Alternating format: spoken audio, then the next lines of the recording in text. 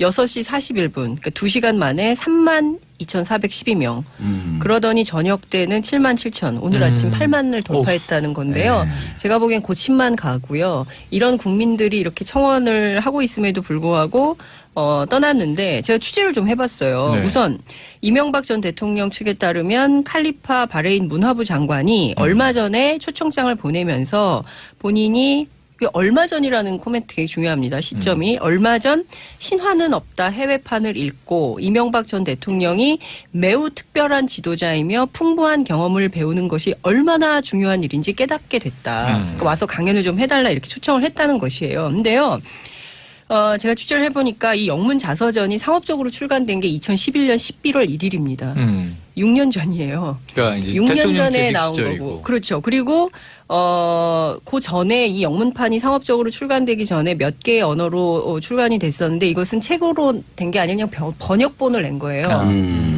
그러니까 아무리 빠른 시점을 계산한다 하더라도 2011년에 나온 책이에요. 이거를 최근에 읽고 갑자기 영감을 받아가지고 초대를 했다? 일단은 이게 좀 이해가 안 돼요. 그래서 실제로 세간에 특히 여의도 정치권에서 떠도는 변호인단 꾸려서 대책회의하러 떠나는 거 아니냐라는 관측. 추정에 관측에 힘이 실리는 거 아닌가 이런 그거 제가 생각이. 추정했는데. 아 그러세요? 예. 의원님하고 통한 적이 없는데요? 예, 아니 대책회의를 하는 거다. 누가 어느 분이 기자가 물어봤나? 그래서 네. 이거 대책회의를 하러 간 거다. 여기서 뭐 하게 되면 눈치 보이니까 네. 아마 변호인단은 다른 경로로 갔을 것이다. 제가. 네. 그래서 실제로 사자방.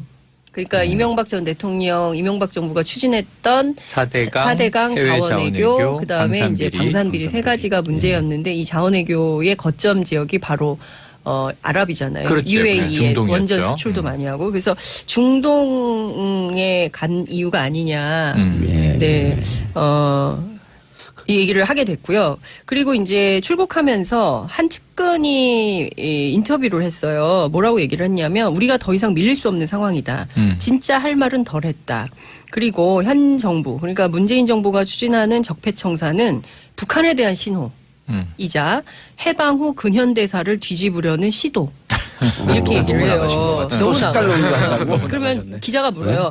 더 이상 밀릴 수 없는 상황이라는 게 뭐냐? 그렇게 물었더니 김관진 전 국방장관의 구속을 의미한다. 이렇게 친절하게 얘기를 해줘요. 그러니까 너무 스토리가 너무 전개가 드라마가 확확 가는 거예요. 네. 김관진 전 장관이 구속됐으므로 그 다음은 내 차례니까 더 밀릴 수 전에 없다. 더 밀릴 수 없고 요때 메시지를 발표하고 바레인으로 가는 거죠. 왜 간 거냐? 2박 4일 이후에 돌아와서 무슨 얘기를 할 거냐. 이걸 좀 따져봤는데요. 앞서 말씀 주신 대로 북한에 대한 신호라는 얘기가 정말 또다시 이 종북.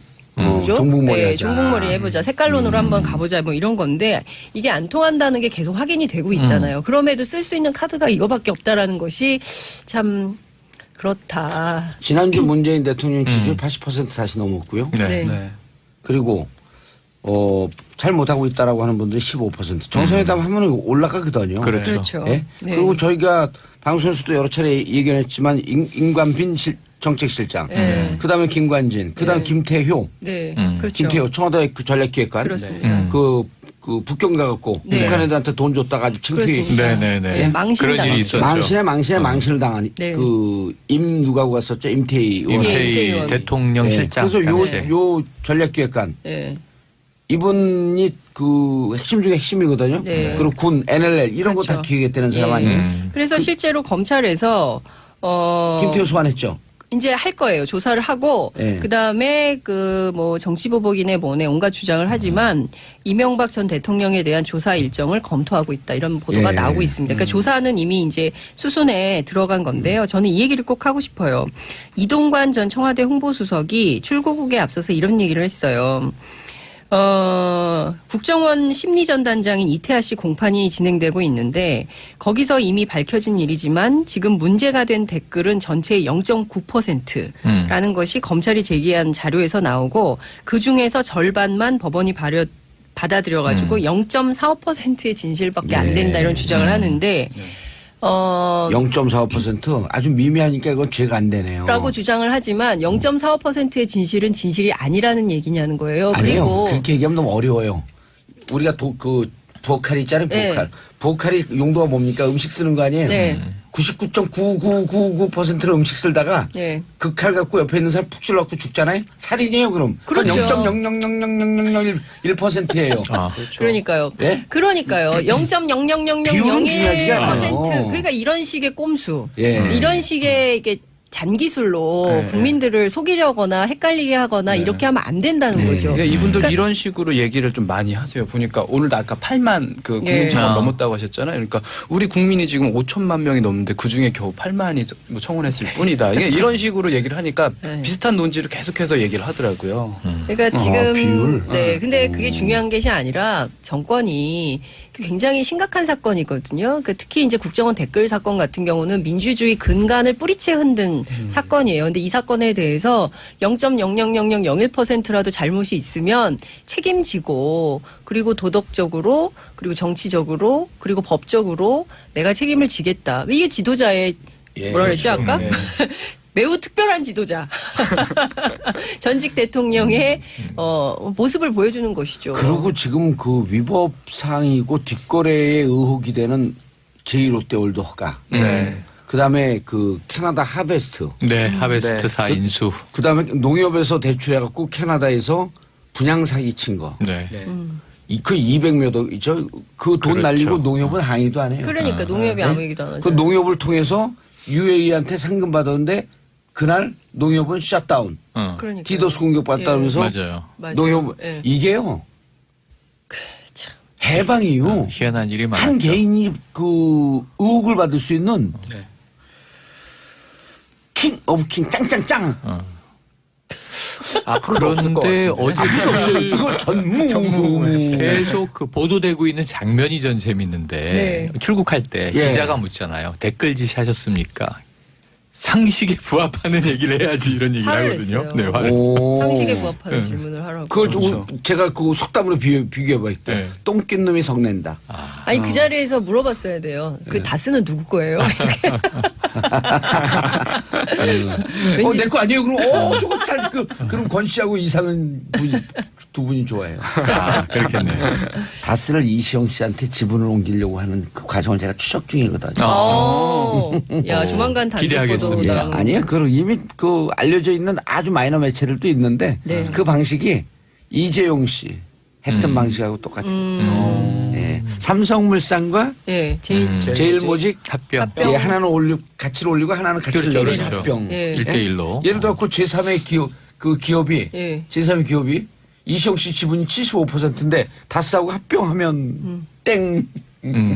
그걸 준비하고 있어요. 야 그러면 그럼 딱 걸렸어. 나한테. 다양하게 걸렸 것 같아요. 근데 그러면 못 나와요. 6시 41분, 그러니까 2시간 만에 32,412명. 그러더니 저녁 때는 77,000, 오늘 아침 8만을 돌파했다는 건데요. 제가 보기엔 곧 10만 가고요. 이런 국민들이 이렇게 청원을 하고 있음에도 불구하고 떠났는데 제가 취재를 좀 해봤어요. 네. 우선 이명박 전 대통령 측에 따르면 칼리파 바레인 문화부 장관이 얼마 전에 초청장을 보내면서 본인이 얼마 전이라는 코멘트 되게 중요합니다. 시점이 얼마 전 신화는 없다 해외판을 읽고 이명박 전 대통령이 매우 특별한 지도자이며 풍부한 경험을 배우는 것이 얼마나 중요한 일인지 깨닫게 됐다. 그러니까 와서 강연을 좀 해달라 이렇게 초청을 했다는 것이에요. 근데요. 제가 취재를 해보니까 이 영문 자서전이 상업적으로 출간된 게 2011년 11월 1일입니다.